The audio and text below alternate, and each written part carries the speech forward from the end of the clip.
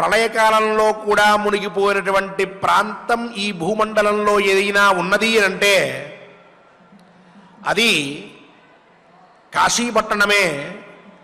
అక్కడి నుంచి మొదలుపెట్టి ఎన్నో విశిష్టమైన ప్రాంతములు, నదులు, పుణ్యక్షేత్రములు, తీర్థములు, దేవతలు, మందిరములు ఇవన్నీ కూడా తన యందు ఉంచుకుని ఒక కాలగమనాన్ని మొత్తాన్ని కూడా తన మీద పెట్టుకుని ప్రపంచానికి మొత్తానికి కూడా ఆదర్శభూతమైనటువంటి భారతదేశంలో పుట్టడం అనేటటువంటిది దుర్లభము.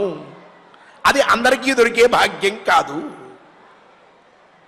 అని ఒక అర్థం చెప్పి, రెండవది మహాభారత గ్రంథాన్ని చదవడము, వ్యాఖ్యానించుకోవడము, దాని తాత్పర్యాన్ని వినడము, దాంట్లో ఉన్న ధర్మ సూక్ష్మాలు తెలుసుకోవడము, అవిచ్ఛిన్నంగా దాన్ని పఠన పాఠన పారాయణాల్లో ఉంచుకోవడము అనేటటువంటిది, అంటే భారతాన్ని మొత్తాన్ని కూడా ఆకలింపు చేసుకోవడం, భారతాన్ని నిత్యపారాయణ గ్రంథంగా పెట్టుకోవడం, భారతంలో ఏమున్నదో స్పష్టంగా తెలుసుకోవడం, భారతం మీద ఇదమిత్తంగా ఇది భారతంలో చెప్పినటువంటి నిర్ణయం అంటూ ఒక అభిప్రాయానికి రావడం అంటే దాంట్లో మళ్ళీ పుట్టడం అనే అర్థం.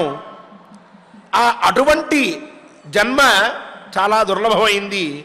అందరికీ కూడా భారత గ్రంథం అంత తొందరగా అర్థమయ్యేది కాదు, పారాయణ చేయడానికి అంత తొందరగా పూర్తయ్యే గ్రంథం కాదు. 1,00,000 శ్లోకములతోటి ఎన్నో చిత్ర విచిత్రమైనటువంటి పదగాంభీర్యములతోటి విశిష్టమైనటువంటి అంతరార్థములతోటి మహోత్కృష్టమైనటువంటి గ్రంథంగా పంచమ వేదంగా పరిగణించబడేటటువంటి భారత గ్రంథాన్ని అధ్యయనం చేసి అందు ఒక నిర్ణయాన్ని హృదయానికి పట్టించుకోవడం అంటే అది ఇంకొక జన్మ ఎత్తడమేనయ్యా, అది దుర్లభమైనటువంటిది అని చెప్పారు. శ్రీ వెంకటేశ్వర స్వామి వారి పరిపూర్ణ అనుగ్రహం మన మీద ఉండడం వలన భారత గ్రంథాన్ని మనందరం ప్రతినిత్యము కూడా అవిచ్ఛిన్నంగా అధ్యయనం చేస్తూ ఉన్నాం, పారాయణ చేస్తూ ఉన్నాం, వ్యాఖ్యానించుకుంటూ ఉన్నాం, అందులోని అంతరార్థములను తెలుసుకుంటూ ఉన్నాం. ఇది కదా శ్రీ వెంకటేశ్వర స్వామి వారు తన భక్తులకి ఇచ్చేటటువంటి వరమంటే. ఇది కదా మనందరం ఆయన యొక్క ప్రియ శిష్య గణంలో ఆత్మీయ భక్త సంఘంలో ఉన్నాము అనంటే. అందువల్ల ఈ భాగ్యాన్ని ఇలాగే మనకి నిత్యం అందిస్తూ మనందరికీ భారతంలో ఈ భారతంలో జన్మని ప్రసాదించమని స్వామిని ప్రార్థిస్తూ ఈనాటి పారాయణాన్ని ఆరంభించుకోవడానికి సత్సంకల్పం ఆచార్యుల వారితో కలిసి చేసుకుందాం. ఆ క్షేత్రాధిపతి అయినటువంటి స్వామివారి అనుగ్రహాన్ని పొందుదాం. ఓం నమో వెంకటేశాయ. విఘ్నేశ్వర ధ్యానం. నమస్తే గణనాథాయ గణానాం పతయే నమః. భక్తి ప్రియాయ దేవేశ భక్తేభ్యః సుఖదాయక. శ్రీనివాస ధ్యానం అనంతవేద సంవేద్యం నిర్దోషం గుణసాగరం అతీంద్రియం నిత్యముక్తం శ్రీనివాసం భజే నిశం. శ్రీకృష్ణ ధ్యానం వందే నవఘనశ్యామం పీతకౌశేయవాససం సానందం సుందరం శుద్ధం శ్రీకృష్ణం ప్రకృతేః పరం. వ్యాసధ్యానం వేదవ్యాసం స్వాత్మరూపం సత్యసంధం పరాయణం శాంతం జితేంద్రియక్రోధం సశిష్యం ప్రణమామ్యహం. అథ సంకల్పః శ్రీమదాదివరాహ క్షేత్రే విరాజమానస్య జగద్రక్షణార్థమవతీర్ణస్య శ్రీమదఖిలాండకోటిబ్రహ్మాండనాయకస్య శ్రీవేంకటేశ్వర స్వామినః పరిపూర్ణానుగ్రహేణ సర్వేషాం భక్తజనానాం ఆధివ్యాధినివృత్తిద్వారా ఆయురారోగ్యైశ్వర్యాభివృద్ధ్యర్థం సర్వారిష్టనివృత్తిద్వారా సకలశ్రేయోభివృద్ధ్యర్థం ధర్మార్థకామమోక్షాఖ్య చతుర్విధ పురుషార్థసిద్ధ్యర్థం సమస్తపాపక్షయార్థం శ్రీపరమేశ్వర ప్రీత్యర్థం శ్రీమన్మహాభారతే వనపర్వణి యథాశక్తి షట్త్రింశాధ్యాయాంతర్గత శ్లోకపారాయణం ఆచార్యముఖేన కరిష్యామహే. శ్రీకృష్ణ పరబ్రహ్మణే నమః. నారాయణం నమస్కృత్య నరం చైవ నరోత్తమం దేవీం సరస్వతీం వ్యాసం తతో జయముదీరయేత్. వనాదస్మాచ్చ కౌంతేయ వనమన్యద్విచింత్యతాం నివాసార్థాయ యద్యుక్తం భవేద్వః పృథివీపతే. ఏకత్ర చిరవాసో హి న ప్రీతిజననో భవేత్ తాపసానాం చ సర్వేషాం భవేదుద్వేగకారకః. వ్యాసుల వారు ధర్మరాజుని ఉద్దేశించి అమృతతుల్యమైన వాక్కులని చెప్పి ధర్మరాజు మనస్సులో ఉన్నటువంటి బాధనంతా కూడా పోగొట్టి ఆ పైన ఋషిరేష మహాతేజాః నారాయణ సహాయవాన్ పురాణ శాశ్వతో దేవః అజేయో జిష్ణురచ్యుతః అస్త్రాణీంద్రాచ్చ రుద్రాచ్చ లోకపాలేభ్య ఏవ చ సమాదాయ మహాబాహు మహత్కర్మ కరిష్యతి అంటూ అర్జునుడు సామాన్యుడు కాదు. ధర్మరాజ, భావి రణరంగంలో భీష్మ, ద్రోణ, కృప, కర్ణ, అశ్వత్థామ, దుశ్శాసన, దుర్యోధనాది వీరుని అందరినీ కూడా ఎదుర్కోవాలి అని అంటే దానికి సమర్థుడు ఎవరు అన్నప్పుడు అర్జునుడు మాత్రమే అవుతాడు. నారాయణ సహాయవాన్, నారాయణుడు ఈ అర్జునుడికి సహాయుడై ఉంటాడు. పైగా అజేయ, ఇతను ఎవరి చేతిలోనూ ఓడిపోయేవాడు కాదు. పైగా అస్త్రాణీంద్రాచ్చ రుద్రాచ్చ లోకపాలేభ్య ఏవ చ,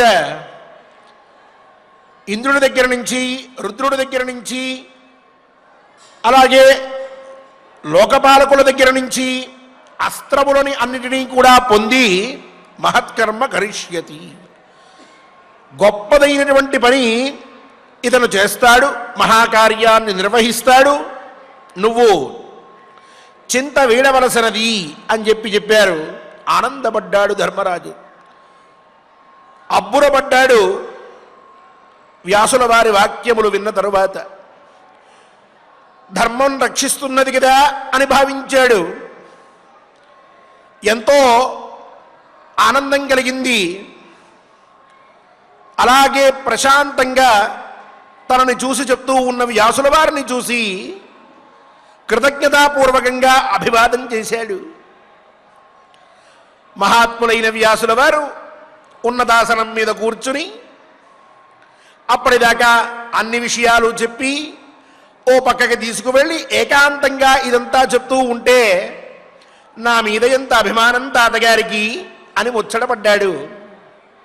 ఇక ఆ పైన ఇక్కడికి నీ బాధ తీరిపోతుంది, నువ్వు ఏమాత్రమూ చింతపడవలసిన అవసరం లేదు అని చెప్పి వనాత్ అస్మాచ్చ కౌంతేయ వనమన్యత్ విచింత్యతాం. ధర్మరాజు ఒక్కడిగా రాలేదు, చెప్పుకున్నాం. ఎంతోమంది ఆహితాజ్ఞులు ఆయన వెనకాల వచ్చారు. ఎంతోమంది ఆయన్ని చూడ్డానికని చెప్పి ఆయన్ని విడిచిపెట్టకుండా అలాగే ఉన్నారు.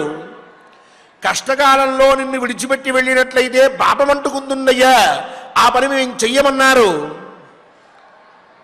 ఇక ధౌమ్యుల వారు వారి శిష్యగణము ధర్మరాజు యొక్క అగ్నులన్నిటిని ఉపాసన చేస్తూ నిత్య నైమిత్తిక కామ్యయజ్ఞాలన్నింటినీ కూడా ఆచరిస్తూ ఆ వనంలో కాలక్షేపం చేస్తూ ఉన్నారు. ఒకరా ఇద్దరా, బోళ్ళంతమంది పోగయ్యారు.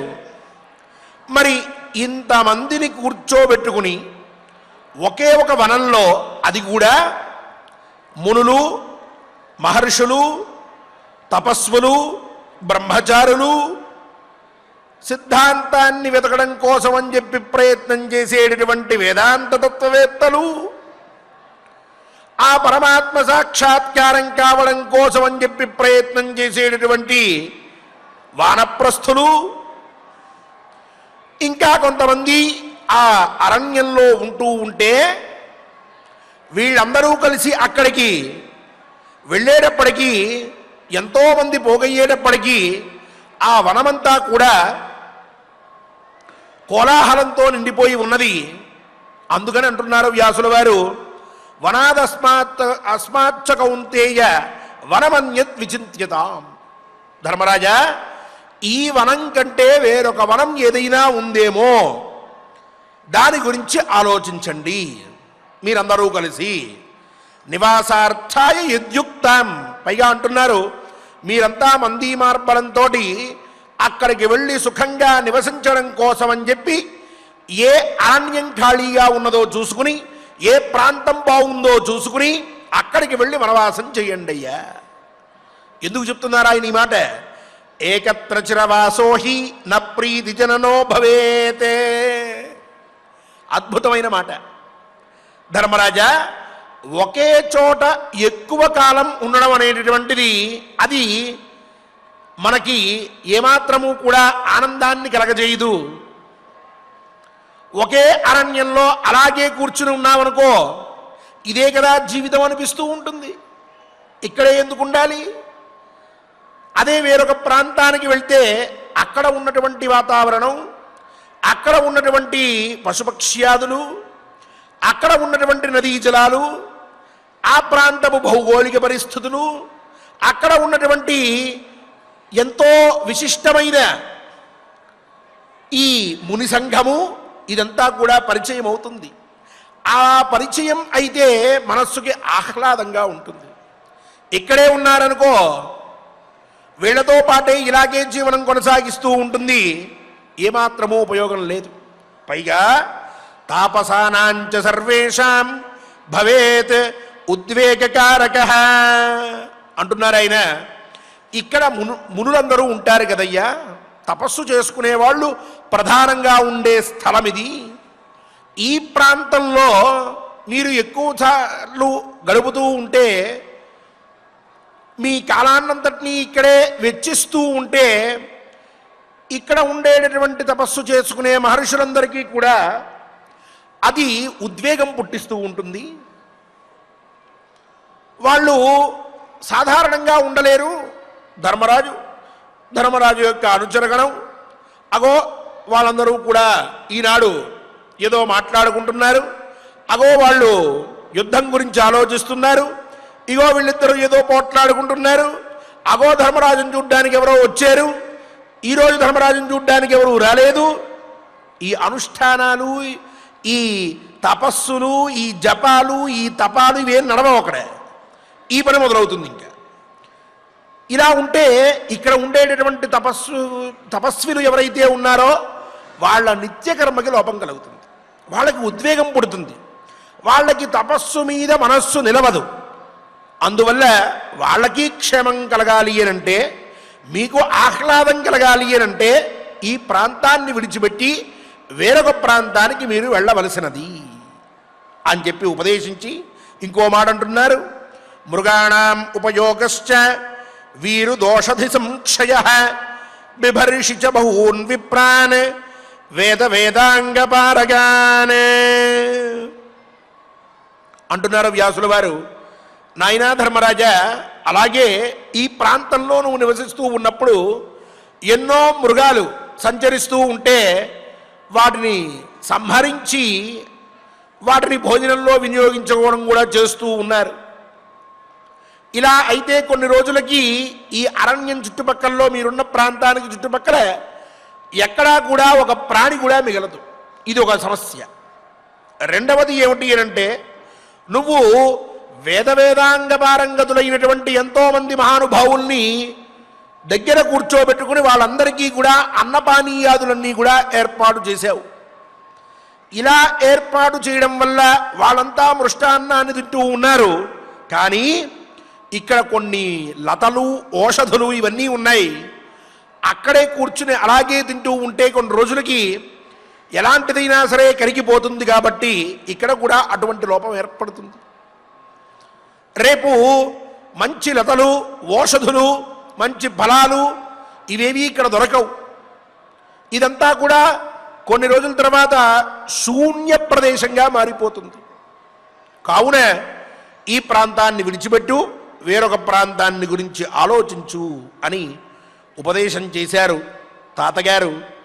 శ్రద్ధగా తలూపాడు ధర్మరాజు. ఆ పైన జరిగిన వృత్తాంతాన్ని వైశంపాయన మహర్షి చెప్తూ, వైశంపాయన ఉవాచ ఏవముక్త్వా ప్రపన్నాయ శుచయే భగవాన్ ప్రభుః ప్రోవాచ లోకతత్వజ్ఞః యోగీ విద్యాం అనుత్తమాం ధర్మరాజాయ ధీమాన్ సహ వ్యాసః సత్యవతీ సుతః అనుజ్ఞాయ చ కౌంతేయం తత్రైవాంతరధీయత. శ్రద్ధగా వింటున్నాడు జనమేజయ మహారాజు. చెప్తున్నారు వైశంపాయనులు, నాయన ఇలా చెప్పిన తర్వాత వ్యాసులు వారు ఇక మహానుభావుడైన యోగి లోకతత్వజ్ఞ ధీమాన్ జితేంద్రియ సత్యవతీ సుతః అంటూ సాక్షాత్తుగా భగవత్ స్వరూపుడయ్యా సత్యవతీ సుతుడు సమర్థుడు లోకతత్వజ్ఞుడు బుద్ధిమంతుడు అయిన వ్యాసుల వారు తనని ఆశ్రయించిన ప్రపన్నాయ అంటే తనని మాత్రమే ఎప్పటికీ నమ్ముకుంటూ తనని ఆశ్రయించి ఉన్నటువంటి వాడిని ప్రపన్నుడు అని చెప్పి అంటూ ఉంటారు.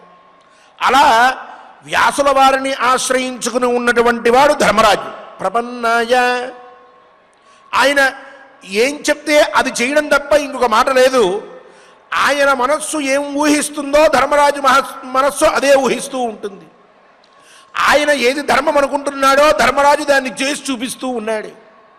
అటువంటి సల్లక్షణములు కలిసినటువంటి ధర్మరాజుకి ప్రతిస్మృతి విద్య అనేటటువంటి విద్యని ఉపదేశించి ఆ పైన అనుజ్ఞాయ చ కౌంతేయం ధర్మరాజు దగ్గర నుంచి ఏం నువ్వు అధైర్యపడవద్దు, అంతా మంచి జరుగుతుంది, మరి నేను వెళ్ళొస్తాను అని చెప్పిన తర్వాత అలాగే తాతగారు అని చెప్పి ధర్మరాజు అంటే ఆ విధంగా ధర్మరాజు దగ్గర నుంచి అనుజ్ఞని పొంది ఆ పైన తత్రైవ అంతరధీయత అక్కడే అంతర్ధానమయ్యాడయ్యా.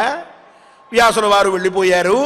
అలా అంతర్ధానమైన తరువాత యుధిష్ఠిరస్తు ధర్మాత్మ తద్బ్రహ్మ మనసాయతః ధారయామాస మేధావి కాలే కాలే సదాభ్యసన్ సవ్యాసవాక్యముదితః వనాత్ ద్వైతవనాత్ తతః యయౌ సరస్వతీ కూలే కామ్యకన్నామకాననం. ధర్మాత్మ ఇలా వ్యాసుల వాడు వెళ్ళిన తర్వాత ధర్మాత్ముడైనటువంటి ధర్మరాజు వ్యాసుల వారు చెప్పినటువంటి ఉపదేశించినటువంటి ప్రతిస్మృతి విద్యని ధారణ చేశాడు. ఆ మంత్రాన్ని ముందు బాగా ధారణ చేసి కాలే కాలే సదాభ్యసం ఏ కాలంలో దాన్ని ఎంత పురస్చరణ చెయ్యాలో అంతటి పురస్చరణని కూడా చేస్తూ చక్కగా అభ్యాసం చేశాడు. ఆ తరువాత వ్యాసుల వారి యొక్క మాటని గుర్తుపెట్టుకున్నటువంటి వాడై వనాత్ ద్వైతవనాత్ తతః యయౌ సరస్వతీ కూలే కామ్యగన్నామ కారణం. ఇక తాతగారు చెప్పారు ఇక్కడ ఉండవద్దు అని ఆయన మాటని అనుసరించి ద్వైతవనంలో వీళ్ళందరూ ఉన్నారు. ఆ వనాన్ని విడిచిపెట్టి కామ్యక వనము అని చెప్పి ఆ వనానికి వీళ్ళందరూ కూడా బయలుదేరి వెళ్ళారు. ధర్మరాజును అనుసరించారు మిగిలినటువంటి వాళ్ళు కూడా.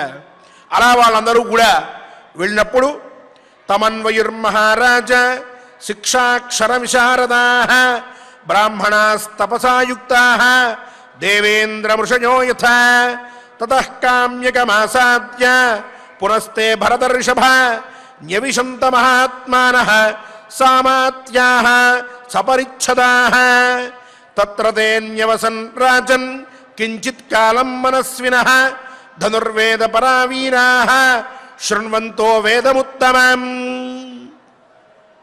మహారాజా జనమేజయ, ఇలా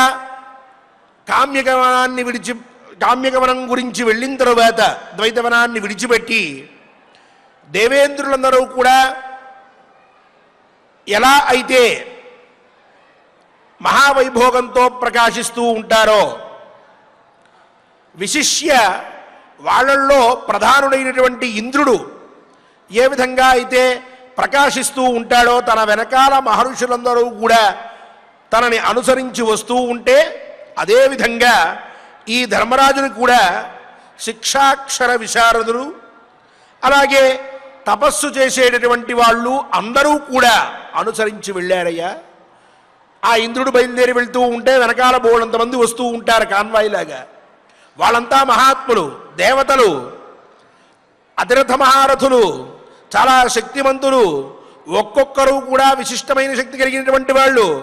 ఆయన దేవేంద్రుడున్నాడు అని అంటే వాళ్ళందరూ వెనకాల ఆయన్ని అనుసరించి, ఆయన ప్రధానుడు కాబట్టి, అతిశక్తిమంతుడు కాబట్టి ఆయన అనుసరించి వెళ్తూ ఉంటారు.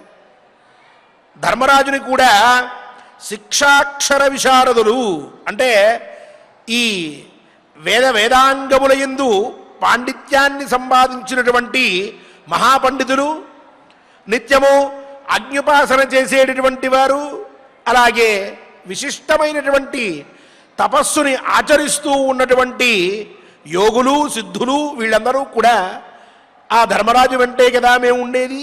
ఆయన ఇక్కడ లేకపోతే మాకు పనే ఉంది, ఇంకా ఆయన ఎక్కడ ఉంటే అక్కడే మేము కూడా ఉంటాం అని నిశ్చయం చేసుకుని ఆయనతో పాటుగా ప్రయాణాన్ని కొనసాగించారయ్యా.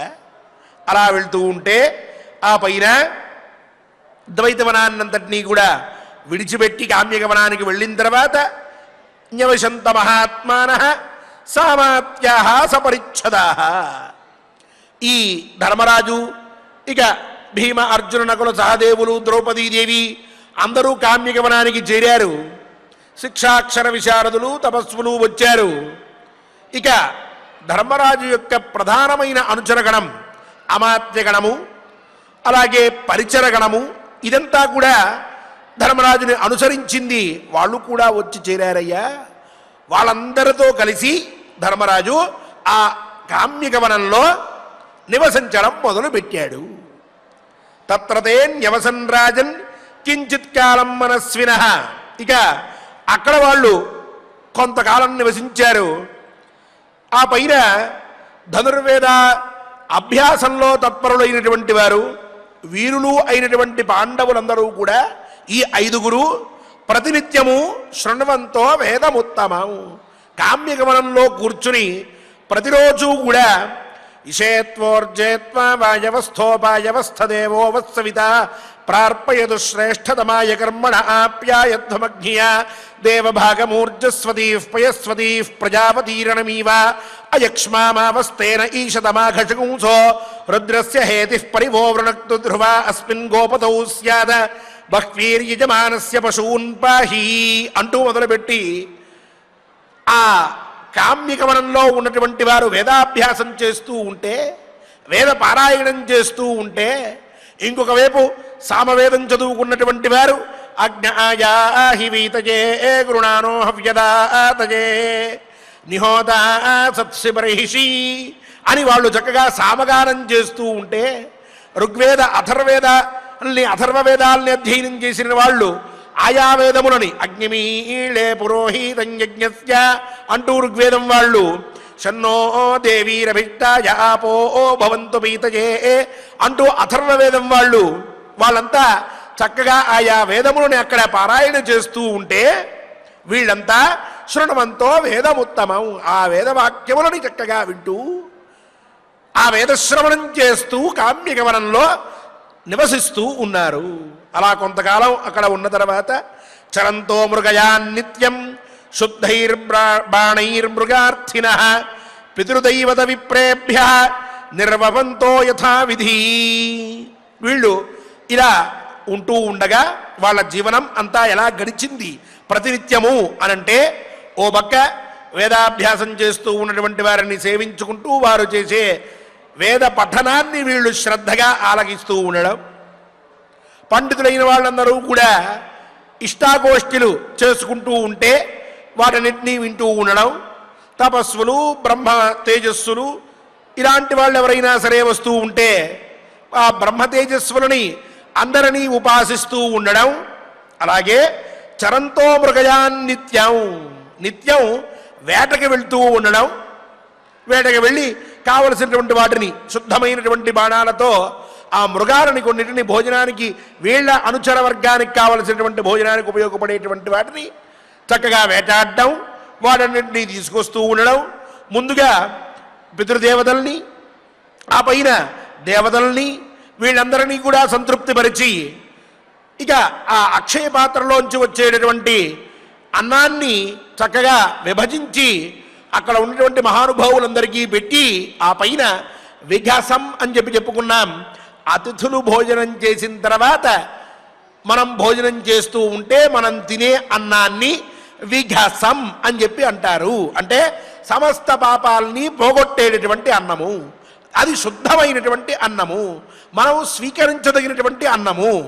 కేవలం మన కోసం మనం వండుకుని తినేటటువంటి అన్నానికి, ఒకరికి భోజనం పెట్టగా అతిథికి మిగిలినటువంటి దాన్ని మనం తినేటటువంటి దానికి, తినేటప్పుడు ఆ అన్నానికి రెండిటికి చాలా భేదం ఉన్నది అని ఇతపూర్వం మనం చెప్పుకున్నాం.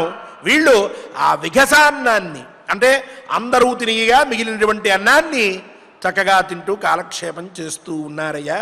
వాళ్ళంతా కూడా శ్రాద్ధ కర్మలు ఆచరిస్తూ ఉన్నారు, నిత్య నైమిత్తికామ్య యజ్ఞాలు చేస్తూ ఉన్నారు, దౌమ్యుల వారి దగ్గర ఉండి అన్నీ చూసుకుంటూ ఉన్నారు. కామ్యగమనంలో ఈ పాండవుల యొక్క జీవనం ఇలా కొనసాగుతూ ఉన్నది అని చెప్పి ఇది శ్రీ మహాభారతే వనపర్వణి అర్జునాభిగమన పర్వణి కామ్యగమనే షట్త్రింశోऽధ్యాయ. ఈ విధంగా 36వ అధ్యాయంలో వైశంపాయన మహర్షి జనమేజయుడికి పాండవులు కామ్యగమనంలో ఎలా జీవనాన్ని కొనసాగిస్తున్నారో చెప్పారు. ఆ పైన మనకి ఇక అర్జున అభిగమన పర్వ అని ఈ పర్వకి పేరు. కాబట్టి అర్జునుడు ఎక్కడికో వెళ్తూ ఉండాలి, ఎక్కడికి వెళ్తున్నాడు, ఎలా వెళ్తున్నాడు, ఏం చెయ్యబోతున్నాడో పై అధ్యాయంలో మనం తప్పక తెలుసుకుందాం. ఈనాటి ఈ శ్లోకములన్నింటినీ కూడా ఆచార్యముఖంగా పారాయణ చేసుకుని విఘసాన్నాన్ని తినేటటువంటి యోగ్యత మనందరికీ కూడా కల్పించమని శ్రీ వెంకటేశ్వర స్వామి వారిని ప్రార్థిద్దాం. ఓం నమో వెంకటేశాయ. వనాదస్మాచ్చ కౌంతేయ వనమన్యద్విచింత్యతాం నివాసార్థాయ యద్యుక్తం భవేద్వః పృథివీపతే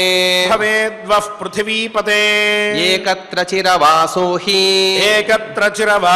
హి న ప్రీతి జననో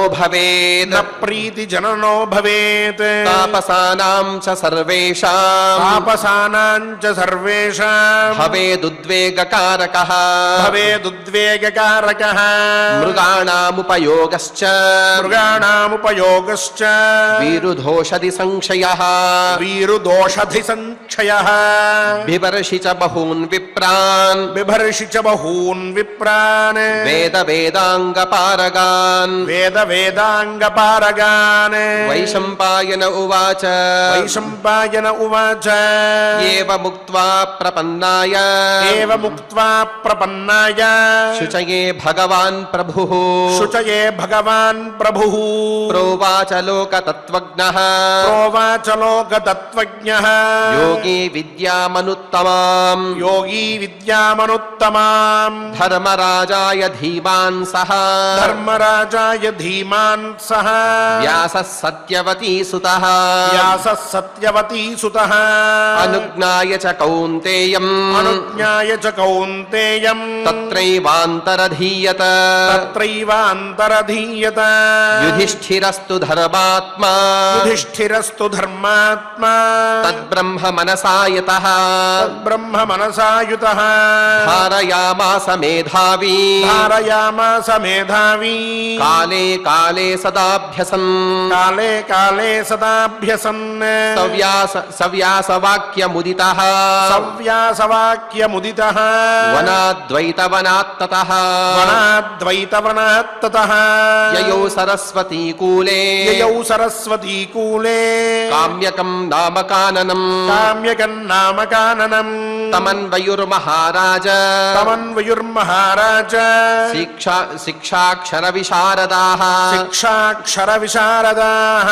బ్రాహ్మణాస్తపసాయుక్తాః బ్రాహ్మణాస్తపసాయుక్తాః దేవేంద్ర వృషయో యథా దేవేంద్ర మృషయో యథా తతః కామ్యకమాసాద్య తతః కామ్యకమాసాద్య పునస్తే భరతర్షభ పునస్తే భరతర్షభ న్యవిశంత మహాత్మానః న్యవిశంత మహాత్మానః సామాత్యాః సపరిచ్ఛదాః సామాత్యాః సపరిచ్ఛదాః తత్ర తే న్యవసన్ రాజన్ తత్ర తే న్యవసన్ రాజన్ కంచిత్ కాలం మనస్వినః కించిత్ కాలం మనస్వినః ధనుర్వేద పరావీరాః ధనుర్వేద పరావీరాః శృణ్వంతో వేదముత్తమం శృణ్వంతో వేదముత్తమం చరంతో మృగయాం నిత్యం చరంతో మృగయాం నిత్యం శుద్ధైర్బాణైర్మృగార్థినః శుద్ధైర్బాణైర్మృగార్థినః పితృదైవత విప్రేభ్యః పితృదైవత విప్రేభ్యః నిర్వపంతో యథావిధి నిర్వపంతో యథావిధి ఇది శ్రీమహాభారతే ఇది శ్రీమహాభారతే వనపర్వాంతర్గత వనపర్వాంతర్గత అర్జునాభిగమన పర్వణి అర్జునాభిగమన పర్వణి కామ్యకవనగమనే కామ్యకవనగమనే షట్త్రింశోऽధ్యాయః షట్త్రింశోऽధ్యాయః. ఓం నమో వెంకటేశాయ. స్వామి బోధానంద గోసేవ ఆశ్రమం సైథాపూర్. జ్యోతిష్యం వాస్తుశాస్త్రం మన పూర్వీకులు మనకిచ్చిన వరం. దుర్గాదేవి కాలభైరవ ఉపాసనతో వాక్సిద్ధి పొందిన శ్రీ శ్రీ బోధానందగిరి స్వామివారు మీకు ఎలాంటి సమస్యలున్నా, వాటిలో ముఖ్యంగా ధన నష్టం, ఆరోగ్య నష్టం, భార్యాభర్తల మధ్య గొడవలు, ప్రేమించుకున్న వారు దూరం అవడం, ఎన్ని సంబంధాలు వచ్చినా పెళ్లి ముడి పడకపోవడం, రోడ్డు ప్రమాదాలు, అప్పుల బాధలు, వ్యవసాయంలో నష్టాలు, పెద్దల మాట పిల్లలు వినకపోవడం, ఆరోగ్య శాంతి, గృహశాంతి, మనశ్శాంతి లేకపోవడం, ఇలాంటి సమస్యలు ఉన్నట్లయితే ఒక్కసారి స్వామీజీని కలవండి. మీ సమస్యలకు తగిన పరిష్కారాన్ని పొందండి. అంతేకాక అన్ని రకాల వ్యాధులకు గోపంచకవ్య మరియు మూలికా వైద్యం చేయబడును. నమ్మకంతో రండి, ఆయురారోగ్యాలతో వర్ధిల్లండి. మా అడ్రస్ స్వామి బోధానంద గోసేవ ఆశ్రమం సైథాపూర్, వీరభద్రస్వామి గుడి దగ్గర, యాదగిరిగుట్ట. సంప్రదించవలసిన నెంబర్ 9849213754 మరియు 9618034138.